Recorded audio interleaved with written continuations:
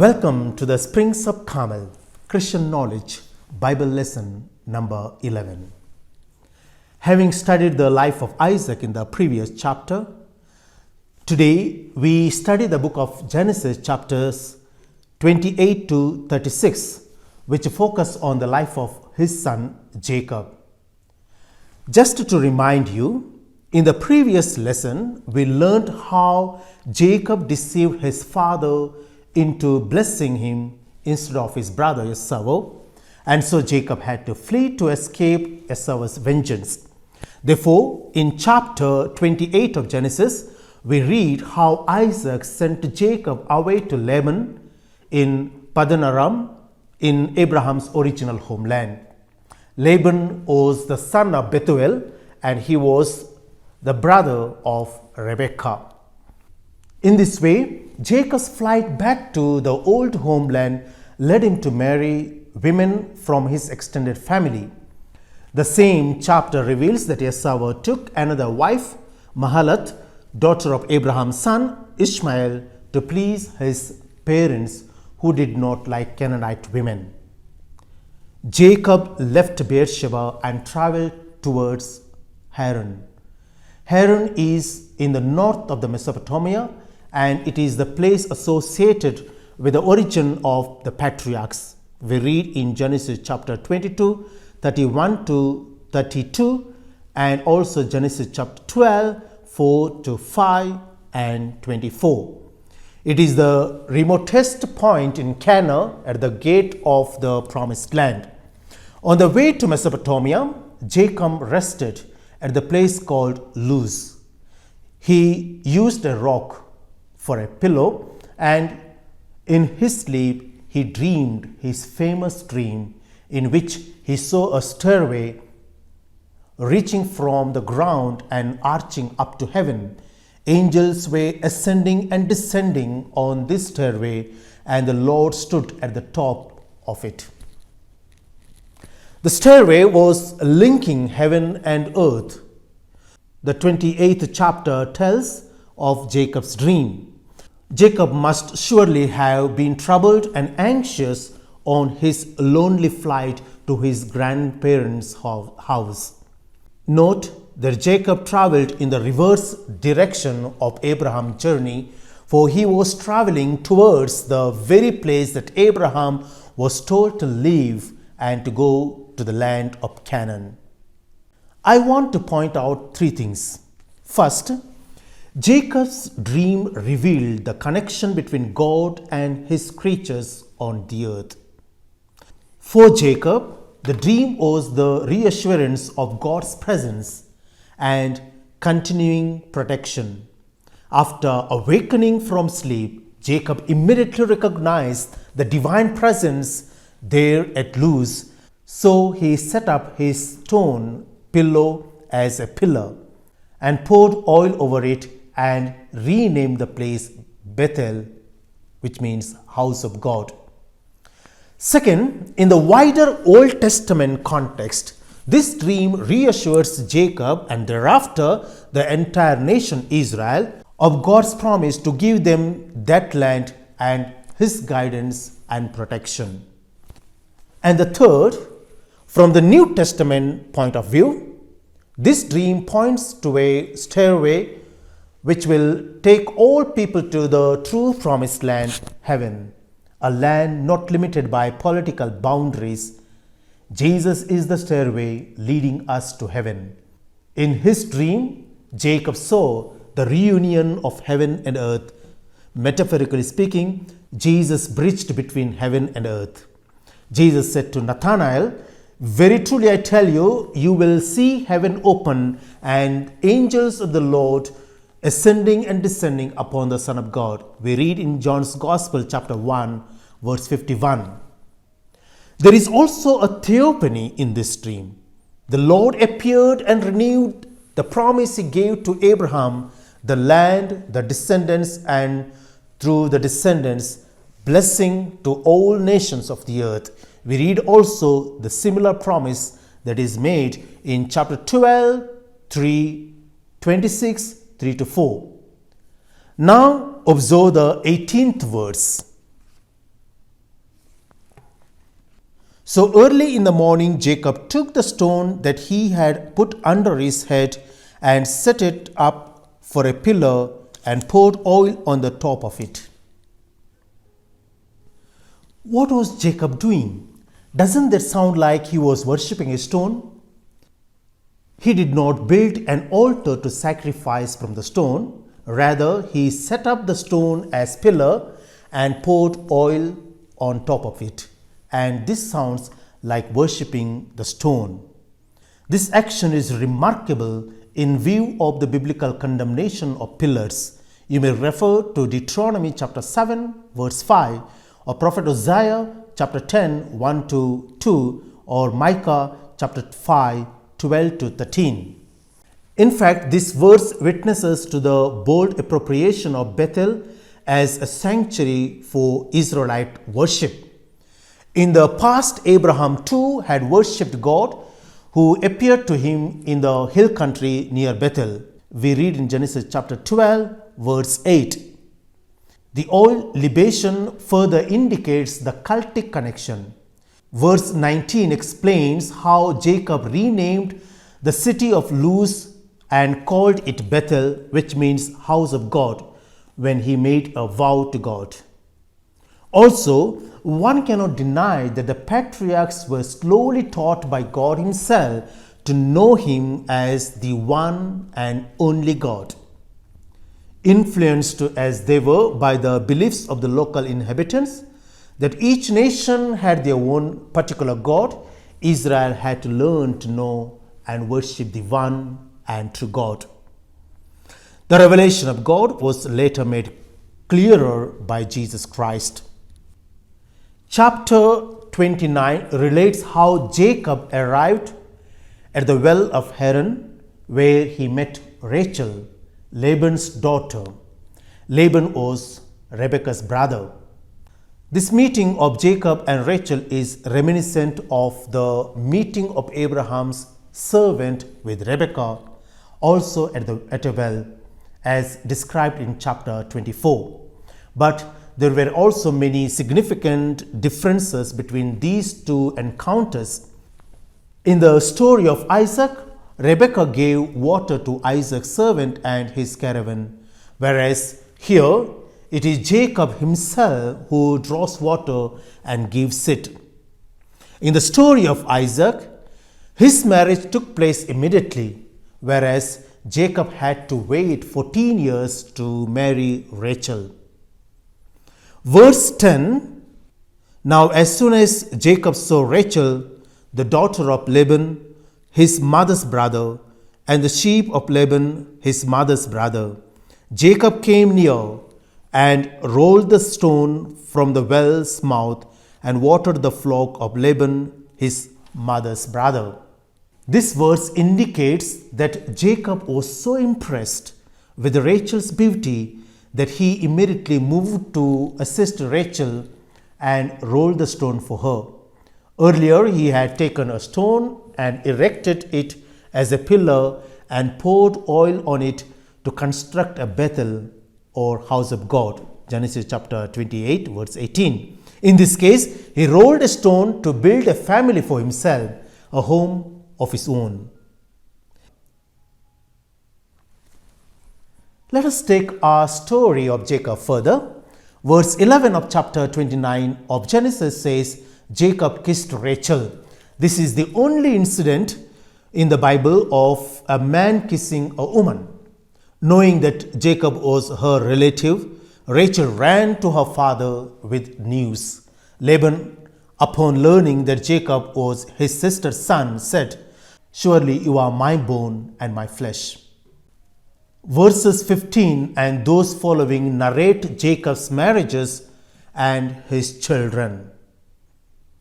Jacob married two sisters, the daughters of Laban.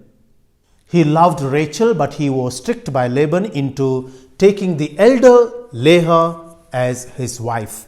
Jacob had agreed to work 7 years for Rachel, but on the wedding day, Laban substituted Leah for her younger sister Rachel. Perhaps being heavily veiled, Jacob didn't realize he was being tricked until it was too late.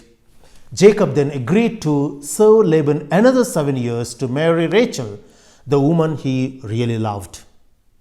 I want to go beyond historical narratives here to see a spiritual connotation in the love of Jacob, that is Israel, for Rachel.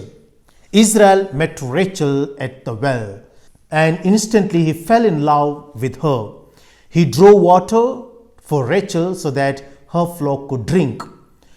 In the Bible, the local well was often the place to meet a future spouse.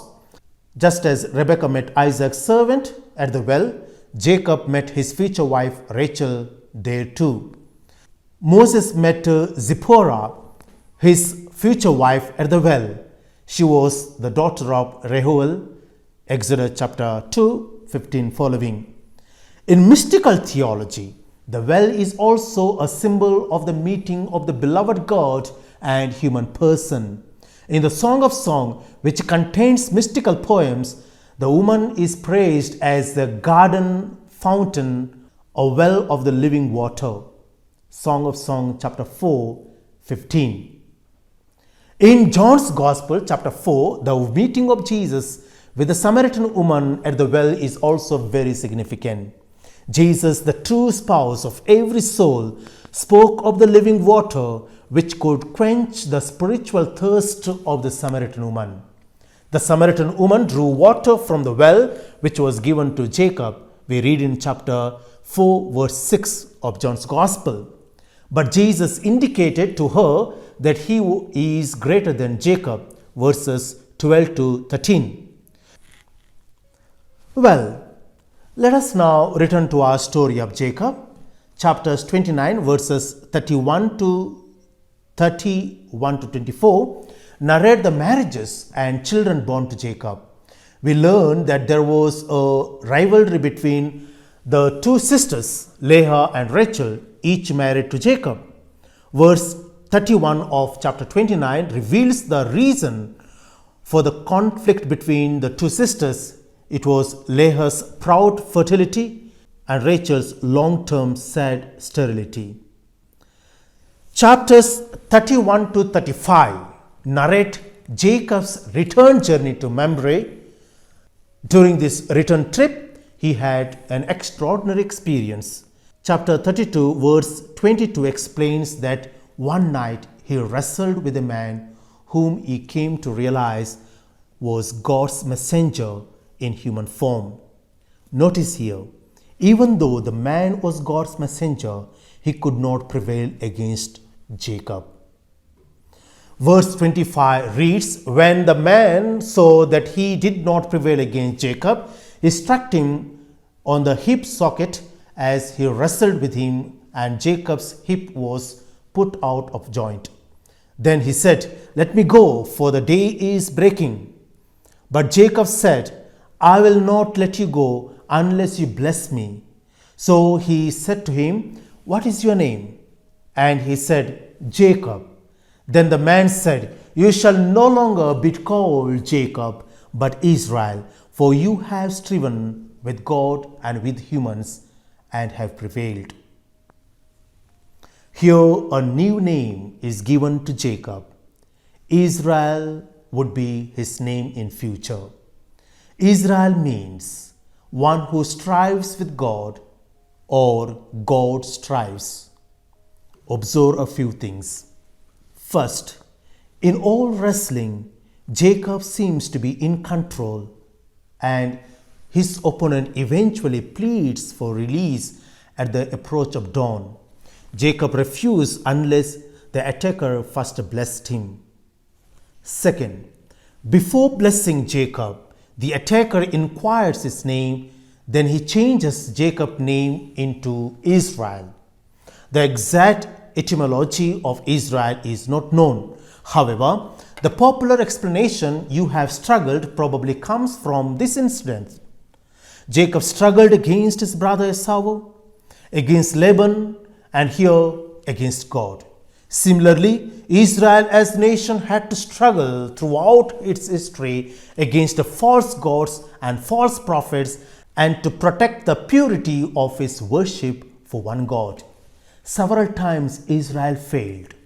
In this sense, This episode represents a mysterious struggle of Israel with God.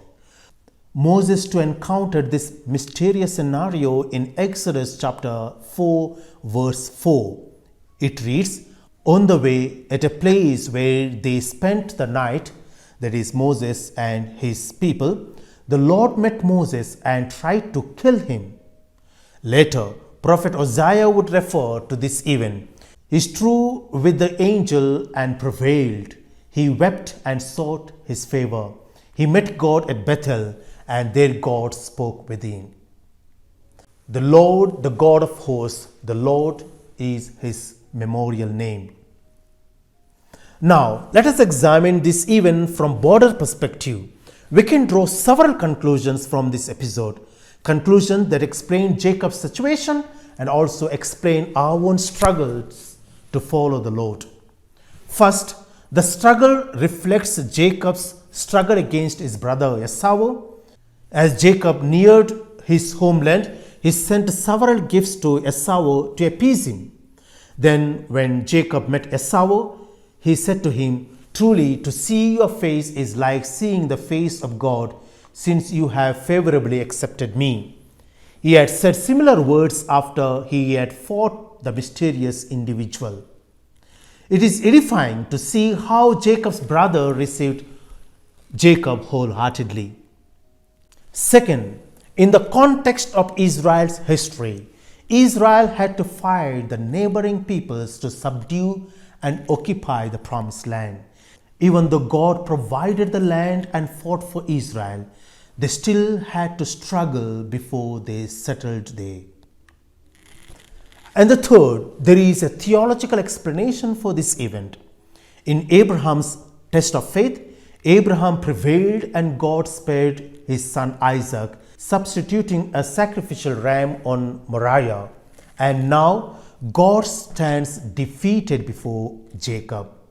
Jacob wrestled with his God, and in that struggle, God accepted a defeat from Jacob. In Christ, God stood defeated before humanity and allowed his son to be killed on the cross. But the ultimate defeat was not God's, but Satan's, the one who fought with Israel. There is another meaning for the name Israel. It means God fights or God rules. From then on, God would fight for Jacob. God fought for us. Let us wrestle with our God-given strength against Satan. In considering the meeting of Esau and Jacob in chapter 33, let us recall that in verse 41 of chapter 27, we learn that Esau planned to kill Jacob in revenge when his father died. In returning, Jacob was at the mercy of Esau, so he took precautions against a possible attack. He organized his caravan in such a way that his wives and children would be safe if Esau took revenge. To favor a good reception, he even sent gifts ahead to appease Esau. But what an unexpected gesture of reconciliation we see in the story.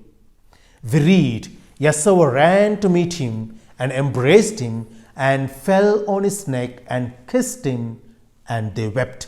Genesis chapter 33 verse 4.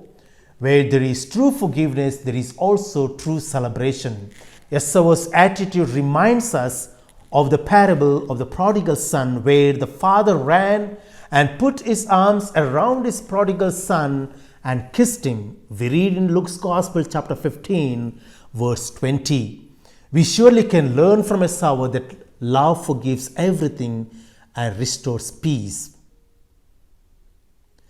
Chapter 34 narrates the sad story of Shechem's rape of Dinah. Shechem belonged to the leading family of the town. He was a Hivite. The term is used in the general sense of a Canaanite. This story may also point to a later historical scenario when the tribes of Simeon and Levi were in conflict with the people of Shechem. Chapter 35 narrates another theophany. This chapter also tells of the birth of Benjamin and the deaths of Rachel and Isaac. Verse 1 records that God asked Jacob to go to Bethel. Read the verses of chapter 35 from 2 to 4. Having been instructed by God to build an altar at Bethel, Jacob left Shechem to travel to Bethel. Let me read what Jacob said to his household in verse 2 to 4. So Jacob said to his household and to all who were with him, "Put away the foreign gods that are among you and purify yourselves and change your garments. Then let us arise and go up to Bethel, so that I may make there an altar to the God who answers me in the day of my distress and has been with me wherever I have gone." So they gave to Jacob all the foreign gods that they had and the rings that were in their ears. And Jacob buried them under the oak that was near Shechem. Here Jacob's preparation are for more than building an altar. This was a preparation for ritual worship, the washing of self and clothes, and renunciation of foreign gods. You may read Exodus chapter 19 verse 10 to 11 and book of Joshua chapter 4:14. A new life began there for Jacob and his household. Just as Abraham had to leave all that was pagan, Jacob started a new life dedicated to the one and true God. Israel had to keep reminding them to give away all foreign gods. Exodus chapter 20, 3 to 5, as well as Joshua chapter 24:16. Other important events we can see in this chapter are: 1. The naming of Bethel is given for a third time. The other two times are recorded in Genesis chapter 28, 18 to 19, as well as chapter 35, verse 7, each linked to a separate incident. Second, in the journey from Bethel on the way to Ephrathah, also known as Bethlehem, Rachel died in childbirth and was buried. As she was dying, she called her son Benoni, which means son of my pain. His father Jacob called him Benjamin, which means son of the right hand. In chapter 35, the verses from 23 list the names of all the children of Jacob. Chapter 36 lists Esau's descendants. Just as Abraham's story concluded with a list of Ishmael's descendants, so Jacob's story concludes with a list of Esau's descendants. Chapter 37 begins the story of Joseph, Jacob's first son by Rachel. In our next lesson, we will learn about Joseph and how Jacob, now renamed Israel, settled in Egypt. I request you, before you attend my next lesson, to read from chapter 37 to chapter 50, the last chapter of book of Genesis. See you in the next class. I also remind you, if you have not subscribed this channel, please do subscribe and also share this lesson to others. Let us learn the Bible. Let us know the Word of God. Let us meditate upon it and grow in love of God. Let us receive the blessing. The Lord be with you, and may Almighty God bless you, the Father, the Son,